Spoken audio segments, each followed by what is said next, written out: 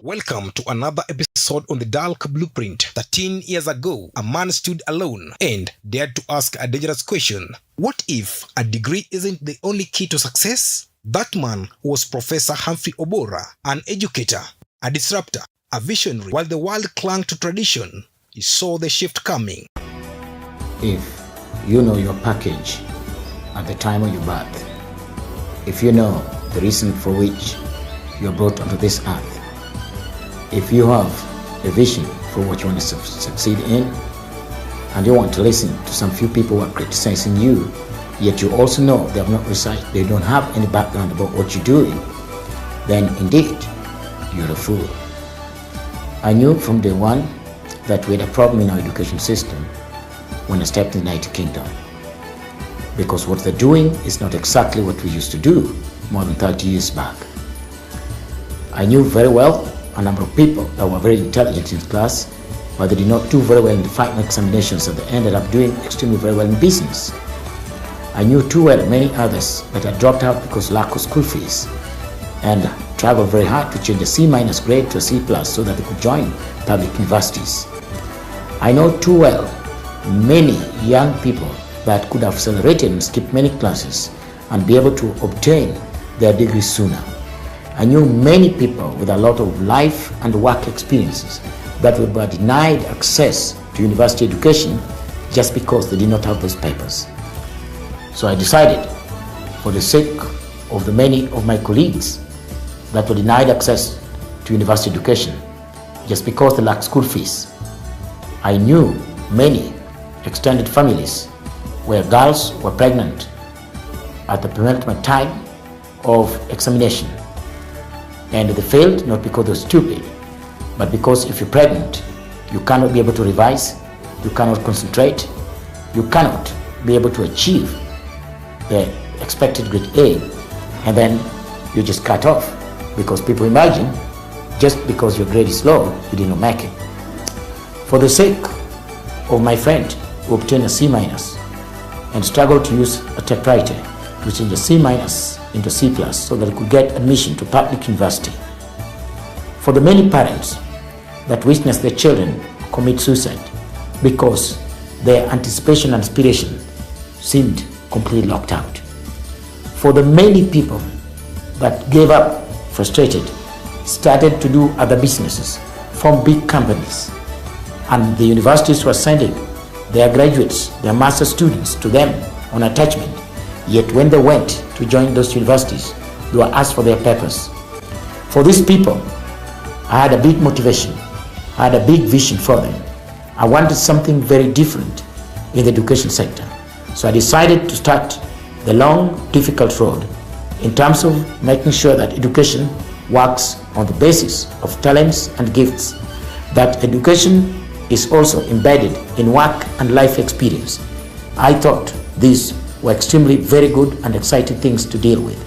Of course, if somebody walks over to you and criticizes you, tells you that what you're doing is fake and bogus, and that person has not done any single research about that thing, has no knowledge about it, and you're going to pay attention to that guy, I would actually imagine that you're a fool.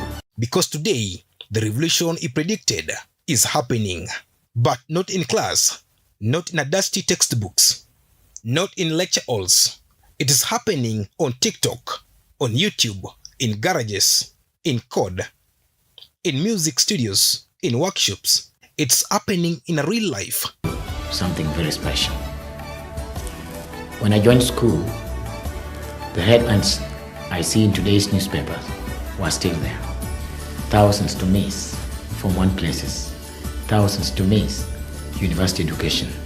The government is doing everything that they can in their power to make sure that the youth have the jobs. More than 30 years after that, the gap between the rich and the poor is wide. Many youth have no jobs. It is still used as a political tool. In your neighborhood today, a degree and a master's degree holder has no job and is stomaching. You must use a little bit wisdom. If thousands and thousands of graduates are just hanging about, don't you think it's a fraud to those many parents who have sold their land, cattle, and the savings in the bank in the hope that their children, as the government says, are going to get big jobs in the end of that education? I would want to share with you tonight that the future of education has changed. Those with the foresight about it know clearly that there is exactly no education that we're rushing for to push our children into doing known careers. Even in the engineering and the medical fields, things have really changed. We today have education based on talents and someone's gifts. That today you should be able to understand that if a child is good in music, child is good in sport, child is good in any unique way, including sciences and the management programs, that you need to re-evaluate your investment plan in terms of education. Because today, taught as an admission document, that you don't need to really get a grade to be admitted. A number of such universities today also have agreed that life and work experience is indeed a learning which can be evaluated, accredited, equated to course units and modules, earn you exemptions, and you gain what's known as advanced standing in your admission. And on top of that, you get exemptions so that you can achieve your bachelor's and master's degree sooner. This is very different from scenarios that we witness in Africa, that a guy dropped in class 5, he struggled because of lack of school fees, sickness, or any other external factor, and he made finally a very big company that we send our university graduates to go and do attachment, and you're told, oh, you want to join our university? No, we need to look at your grades. I've seen and witnessed a number of parents, grandparents, sit in the class with their grandchildren and their children because they're seeking education. Yet, we're almost out of the 21st century. Does it really mean that we have no new strategies, no new models in terms of learning, in terms of education?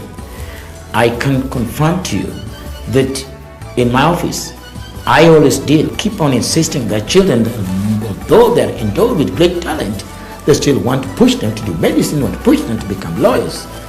I share the sympathy with those people because they are thinking as though we are 200 years back in the scene of education. Skills, talent, creativity, grift. These are the new qualifications. And guess what? They don't come with a diploma.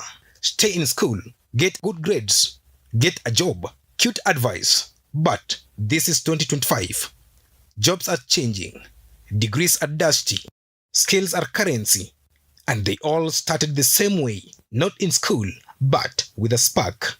Hi, thank you for the opportunity. My name is Grace Kalati and I'm coming in from Soccer Watch. Soccer Watch, yeah. So in terms of retaining talent, it's just making sure even from the point you're identifying this talent, you're having intense conversations to ensure that you are aligned with the candidates and they're coming in fully aware of what is in for them. And it's not after they come in, they're like, okay, wait, this is not what I signed up for.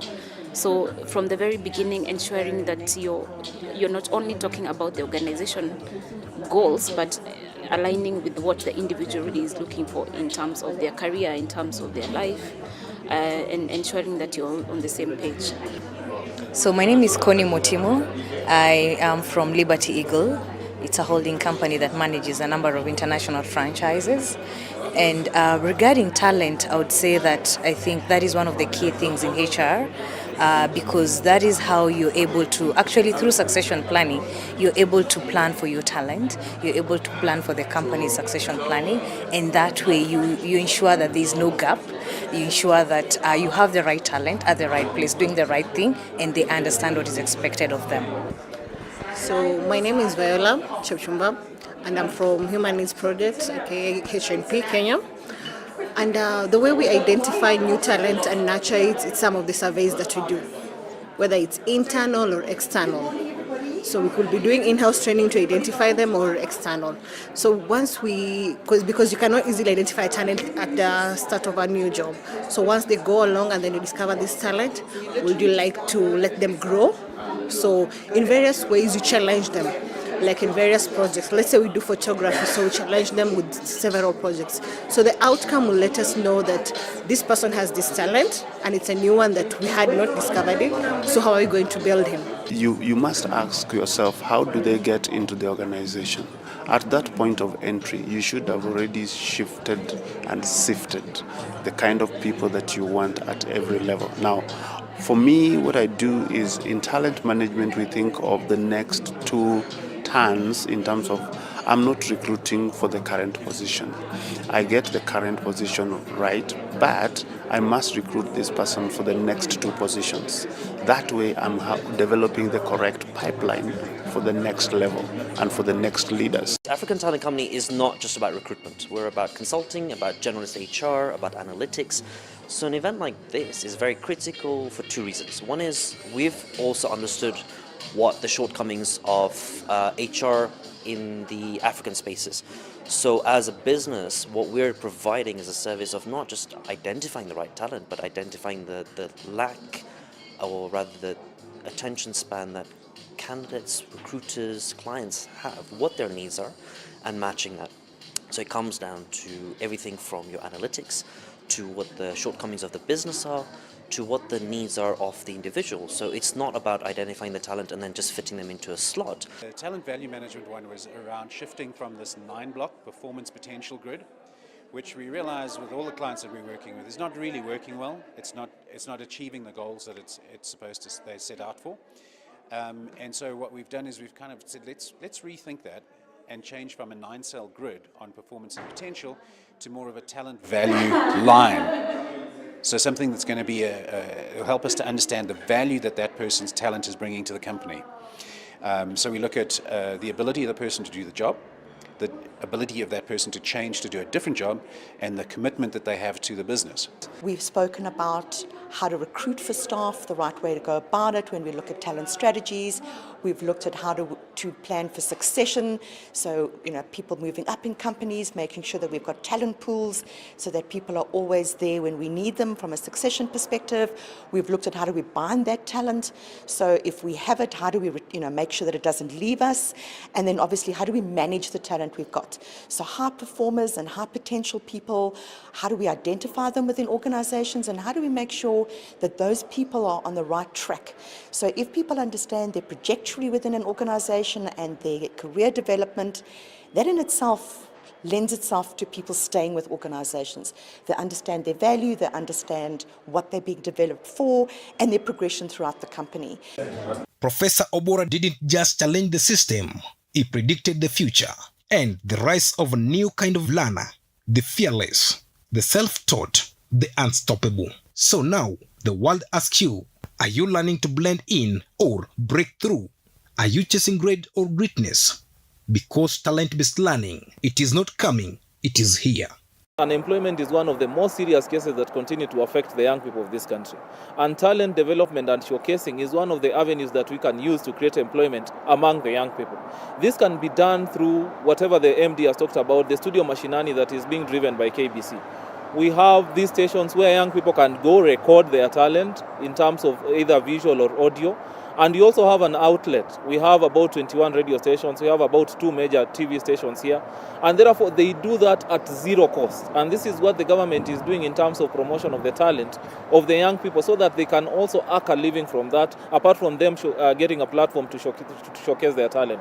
And therefore, as a board member and being a young person who also represents young people in this particular industry, I think I'm very much grateful for the initiative that is being driven by Eric Omondi to just ensure that the artists come together and continue pushing government and other non-state actors to be able to come up with a platform that promotes local talent. I'd want to know that anytime I switch my TV on, regardless of the channel, the TV station that I'm watching, I can get a local talent that continues to showcase and promote the people of this country.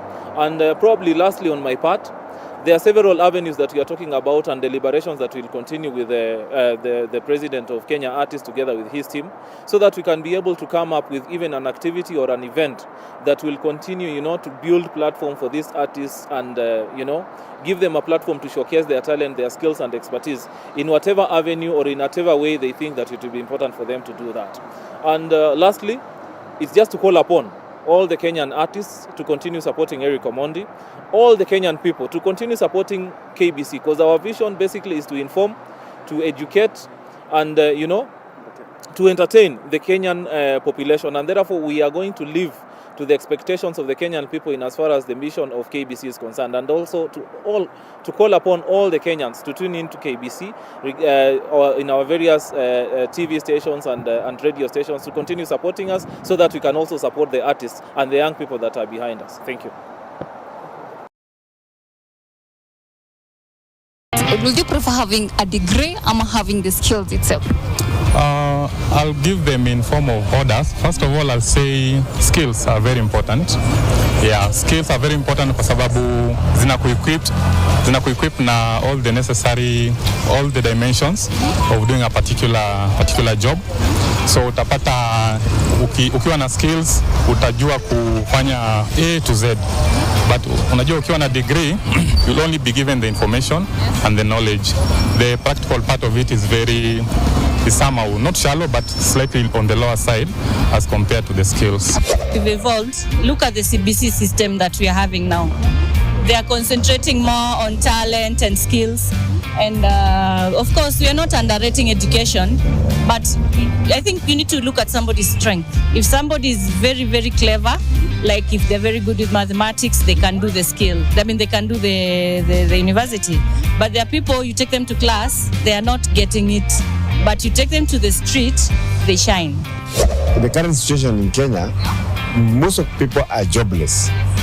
Why? Because they don't know what to do with a degree that is not employed. But when you have technical skills, you can do things on your own. So, have you seen examples of people succeeding without a degree in your lifetime? Yes. Na hawana skills. Most wazee who are wealthy, especially in this Nairobi and other big towns. Na ulila nini kutokana na hiyo? You need skills in your life. As much as you need education and papers, you need technical skills. Most of my classmates are investing on skills apart from the degree they are working for. So I'll say heri skills kuliko your degree kuwa nayo, but you have various skills, because in this economy you can't survive only on degree. Ile time ulikuanga shule, walio degree ilikuanga aje both personally na professionally? But then the degree was very valuable. So there were no jobs. And now we have so many degrees. They are not, jobs are not available. During our time, a degree was being waited outside. As you finish, you are in a job. What about today? You have your degree, down the line even 10 years, you don't have a job. Personally, and up to the society level, it's very important. It has a very high value, because most of the jobs, most of the professionals will only hire you in form of your educational levels. Unatumianga AI? AI inafanyanga exams? Hapana. I'm an honest student. You're an honest student. 100%. Yeah, I'm an honest student. But Sisa, do you think like the way this new form of artificial intelligence has been introduced in schools, do you think it's bringing more harm ama inasaidia? The system is shaking. Are you ready to rise? Join me for another episode the same day, same time next week. My name.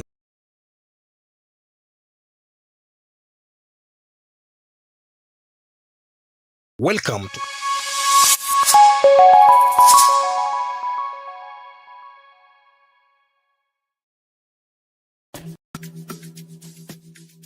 Do you have years of life and work experiences in your career, but the lack of a university degree is holding you back? You're not alone. Many successful people who are brilliant and gifted equally missed out on a traditional schooling.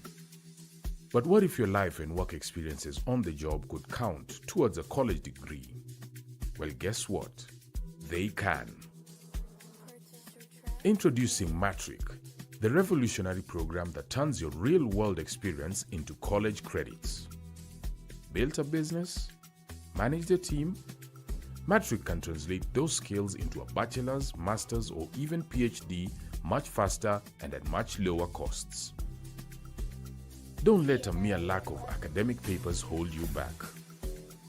Join governors, MPs, and CEOs who've used Matric to achieve their academic goals.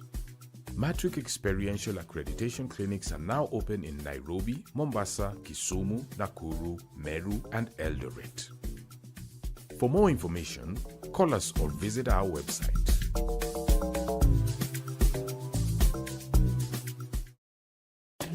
Are you naturally intelligent